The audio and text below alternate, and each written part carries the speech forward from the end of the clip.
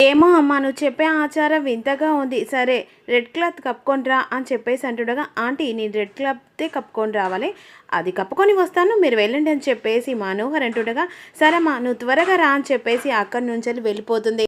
అంటే అమ్మ అని చెప్పేసి లీల అంటుండగా వెంటనే లీల గొంతు పడుతుంది.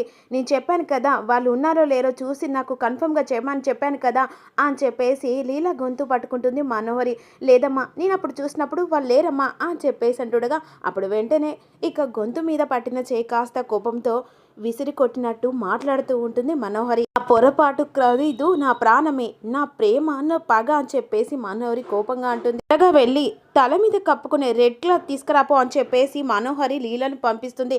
మరోవైపేమో పంతులు గారు మంత్రాలు చదువుతూ ఉంటారు. ముహూర్తానికి టైం అవుతుందమ్మా అని చెప్పేసి పంతులు గారు అంటుండగా, వస్తుంది 5 నిమిషాలలో అని చెప్పేసి అంటుండగా, అయినా దుర్ముహ టైంలోనే ముహూర్తం గడియలు ఉన్నాయని చెప్పేసింది. అయినా అమృత గడియలు కూడా వస్తున్నాయి, అంతేలే మనం అనుకున్నది జరుగుతుందా, తల మీద రాసి పెట్టింది ఏది జరిగితే అది జరుగుతుందని చెప్పేసి పంతులు గారు అనుకుంటూ ఉంటారు. బాగి కోసం అటు ఇటు రామ్మూర్తి మంగళ చూస్తూ ఉండగా, ఏమే బాగి కనిపించిందని చెప్పేసి అడుగుతుండగా, లేదండి అని చెప్పేసి అనుకుంటుండగా, ఈలోపు అమర్ తల్లిదండ్రులు అన్నయ్య గారు వచ్చారు పెళ్ళికి అని చెప్పేసి రామ్మూర్తి దగ్గరికి వస్తూ ఉంటారు. ఎంతసేపు అయింది వచ్చి అని చెప్పేసి అడుగుతుండగా, ఇప్పుడే అయ్యో చూడలేదనే గారని చెప్పేసి ఉండగా, పర్వాలేదమ్మా కాకపోతే నా కూతురు ఇక్కడికి వచ్చింది, కానీ నా కూతురు ఏ తప్పు చేయలేదు, పరవ సొత్తు దోచుకునే రకం కాదు నా కూతురు అని చెప్పేసి రామ్మూర్తి అంటాడు. మీరు మిస్సమ్మ గురించి చెప్పి ఇక తన మంచితనాన్ని అవమానించేలా చేయకండి. తన మనసు నిండా ప్రేమ తప్ప ద్వేషం పగ అనేదే ఉండదు మిస్సమ్మకు అని చెప్పేసి ఇక అమర్ తల్లిదండ్రులు అంటూ ఉంటారు. అవి నా కోడలు నగలు తప్ప కోపంతో అలా అన్నాడు, కానీ మిస్సమ్మ గురించి ఇక వాడికి తెలియదా మిస్సమ్మ బంగారం అని చెప్పేసి అంటూ ఉంటారు. ఇలా మీరు మనసులో కోపం పెట్టకుండా ఇక్కడికి వచ్చారు పెళ్ళికి, అదే మాకు సంతోషం, రాండి ఇక్కడ కూర్చుంటారు అని చెప్పేసి అంటుండగా, అయినా నా కూతురు ఇక్కడికి ఎందుకు వచ్చింది, దేనికోసం వచ్చిందని చెప్పేసి రామ్మూర్తి ఆలోచిస్తూ ఉంటాడు. మరోవైపేమో మనోహర్ కాస్త రూమ్లో ఉండిపోతుంది. ఈలోపు ఇక 6 రూపంలో మిస్సమ్మ రెడీ పెళ్లి కూతురులా వస్తుండగా, కిటికీలో నుంచి వెళ్ళి పెళ్లి కూతురుని చూసి, ఎవరు నువ్వు, అసలు నాలాగా ఎందుకు రెడీ వస్తున్నావు అని చెప్పేసి మనోహరి అడుగుతూ ఉంటుంది. చెప్పు అసలు ఎవరు నువ్వు, అసలు అమర్ పక్కన పీటల మీద కూర్చోవాల ఆలోచన వచ్చినా నిన్ను చంపేస్తా అని చెప్పేసి మనోహరి ఇక 6 రూపంలో ఉన్న మిస్సమ్మను బెదిరిస్తూ ఉంటుంది. ఎవరు నువ్వు, చంపేస్తా అని చెప్పేసి అంటుండగా, ఇక 6 రూపంలో ఉన్న మిస్సమ్మ కాస్త అలా రెడ్ క్లాస్ వేసుకొని కొబ్బరి బొండ పట్టుకొని పెళ్లి కూతురు గెటప్లోకి పెళ్లి మండపం దగ్గరికి వస్తూ ఉంటుంది. అది చూసిన మనోహరి పరుగులు తీసుకుంటూ వస్తుండగా అక్కడ సౌరన్ చూసి ఒక్కసారిగా వెనక్కి అడిగేస్తుంది. ఇక మిస్సమ్మను ఆగపట్టన్న సౌరన్ చూసి కంగారు పడిపోవాలని చెప్పేసి మనోహరి అక్కడే స్టక్ అప్ అవుతుంది. వెంటనే వెనక్కి ఉరికొచ్చి లోపల గడియ పెట్టుకొని టెన్షన్ పడుతూ, ఎవరు నాలాగా ముసుగు వేసుకొని వచ్చి అమ్మని పెళ్లి చేసుకోవాలనుకుంటూ ఎవరు అని చెప్పేసి కంగారు పడిపోతూ ఉంటుంది. ఎవరు అసలు ఎలా ఆపాలని చెప్పేసి మనోహర్ రూమ్లో కంగారు పడుతుండగా, ఈలోపు పంతులు గారు సమయం అయిపోతుంది, అమ్మాయి గారిని తీసుకురండి అని చెప్పేసి అంటుండగా, అదిగో పెళ్లి కూతురు వస్తుందని చెప్పేసి అంటారు. పెళ్లిపీటల మీద వచ్చి మిస్సమ్మ కూర్చుంటుంది.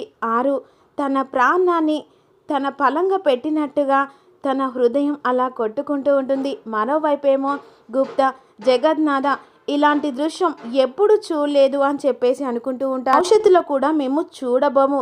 తన భర్తను పెళ్లి చేసుకున్న 2వ వివాహం కూడా తనే మరలా ఇక తనకే మెడలో తాళి పడిపోయి తనే మళ్ళీ పెళ్లి చేసుకోబోచున్నది. దేవతలకు దక్కని ఈ అదృష్టం ఈ బాలికకు దక్కుచున్నది అని చెప్పేసి గుప్తా అంటూ ఉంటారు. జగన్నాథ చెడుపై మంచి గెలుపుచకు ఇలాంటి అవతారం ఎత్తించివా అని చెప్పేసి గుప్తా అంటుండగా, రూమ్లో ఉన్న మనోహరి కాస్త పెళ్లిపీటల మీద కూర్చున్న ఇక మిస్సమ్మని చూసి అసలు ఎవరు అని చెప్పేసి కంగారు పడిపోతూ ఉంటుంది. మిస్సమ్మ చెప్పింది కదా మనోహర్ ఆంటీ రాకుండా చేస్తానని, కానీ మనోహర్ ఆంటీ వచ్చి పీటల మీద కూర్చుంది, పెళ్ళి ఎప్పుడు ఆపుతుంది అని చెప్పేసి పిల్లలు రాత్రి అనుకుంటూ ఉంటారు. మిస్సమ్మ కోసం నేను కూడా ఎదురు చూస్తున్నాను, ఇందాక ఫాస్ట్కి వెళ్ళింది మళ్ళీ ఎక్కడ కనిపించట్లేదు అని చెప్పేసి రాత్రి అంటాడు. నాకెందుకు మనోహర్ ఆంటీ చూసి మిస్సమ్మ పారిపోయింది అనుకుంటా అని చెప్పేసి అంజు పాప అంటుండగా, ఈలోపు పంతులు గారు అమ్మ ఇక కన్యాదానం చేయడానికి తల్లిదండ్రులను పిలవండి అని చెప్పేసి పిలుస్తూ ఉంటారు. వెంటనే అమర్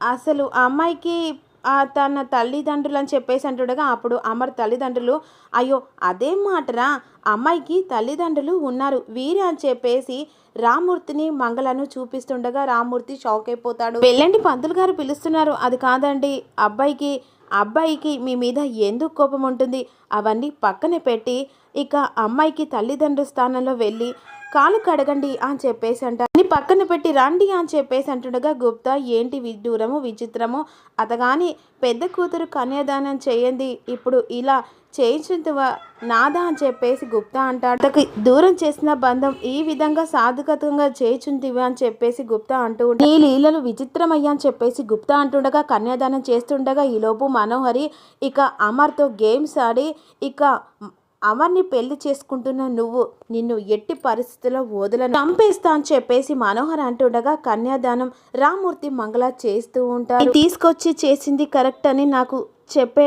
తెలిసేలా చెప్పావు స్వామి అని చెప్పేసి ఇక మిస్సమ్మ రూపంలో ఉన్న ఆరు మనసులో అనుకుంటూ ఉంటుంది. నీల రెడ్ క్లాత్ పట్టుకొని వచ్చిన తర్వాత ఈవిడ తోండప సల్లకుండా అప్పుడే పెళ్లి మండపం ఎక్కిందా అని చెప్పేసి అంటుండగా మనోహరి లీలను చూస్తుంది. లీల అని చెప్పేసి పిలుస్తుండగా ఏంటి ఎవరో పిలిచినట్టుగా అనిపిస్తుంది, ఎవరో ఏంటో అని చెప్పేసి ఇక లీల అక్కడి నుంచి వెళ్ళిపోతుంది. అయ్యా మీరు పెళ్లి కూతురు చేతు పట్టుకొని అబ్బాయి చేతికి అప్పచెప్పండి. పంతులు గారు ఒక్కొక్క పదానికి ఒక్కొక్క ఇక భవిష్యత్తులో ఎలా ఉండాలనో ఇక ఒక్కొక్కటి చెప్తూ ఉంటారు.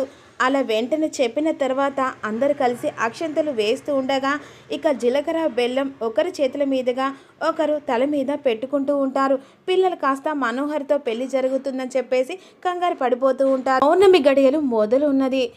ఇక ఆలస్యమైనతో ఆ బాలిక లోపల నుంచి బయటికి వచ్చును అని చెప్పేసి గుప్త కంగారు పడుతూ ఉంటాడు. ఇక కట్టండి నాయన తాళి అని చెప్పేసి అంటుండగా అమర్ ఇబ్బంది పడుకుంటూ తాళి తీసుకుంటూ మిస్సమ్మ మెళ్ళలో కట్టబోతుండగా ఈ పెళ్లి జరగడానికి వీల్లేదని చెప్పేసి మనోహరి రూమ్లో అరుస్తుండగా ఇక్కడ సౌరల్ మాత్రం వెళ్ళిపోతారు. ఇక మనోహరి వాళ్ళని చూసి బయటికి వస్తూ ఉంటుంది. బంధం విడిపోతుందంటే ఇంకో బంధం కోసం ఎదురు చూసినట్టుగా ఆ దేవుడు ఏ తలరాత మీద రాసి పెట్టినా ఆ బంధం కోసం ఇంకో బంధం ఎదురు చూస్తుందన్నట్టుగా ఎగ్జాంపుల్ ఈ మిస్సమ్మ మాత్రమే.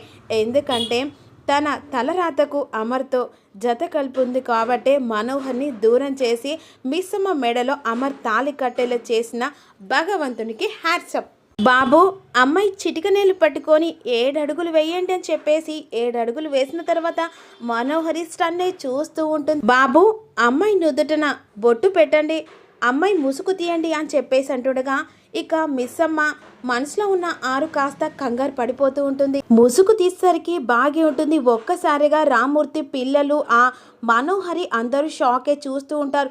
పెళ్ళికి వచ్చిన వాళ్ళు కూడా షాక్లో ఒక్కసారిగా లేచి నిలబడి ఇక అమ్మాయి పెళ్లి కూతురు మారిపోయిందని చెప్పేసి చూస్తూ ఉంటారు. బాగి అని చెప్పేసి రామ్మూర్తి మంగళ అంటుండగా మిస్సమ్మ పెళ్లి పీటల మీద కూర్చుందేంటి అని చెప్పేసి పిల్లలు అంటూ ఉంటారు. వీళ్ళు ఏమంటున్నారని చెప్పేసి అమర్ కాస్త అలా పక్కకు తిరిగి చూసరికి మనోహరి స్థానంలో మిస్సమ్మ ఉంటుంది. ఒక్కసారిగా షాక్ అయి చూస్తూ ఉంటాడు. లీల వచ్చి ఒక్కసారి షాక్ అయ్యి ఏంటి అసలు మా మేడం ఉండాల్సిన ప్లేస్తో ఈ మిస్సమ్మ ఉంది అని చెప్పేసి అనుకుంటుండగా మంగళ కోపంతో బాగి దగ్గరికి వెళ్ళి ఒసే నీకు పిచ్చి పట్టిందా, ఈయనతో తాళెందుకు కట్టించుకున్నావని చెప్పేసి మంగళ అడుగుతూ ఉంటుంది. అడుగుతుంటే గుడ్లప్ప నుంచి అలా చూస్తున్నావేంటే మాట్లాడు అని చెప్పేసి అంటుండగా అప్పుడు అమర్ తల్లిదండ్రులు మిస్సమ్మ నువ్వు ఇక్కడున్నావు, అసలు మనోహరి ఏది అని చెప్పేసి అడుగుతూ ఉంటారు.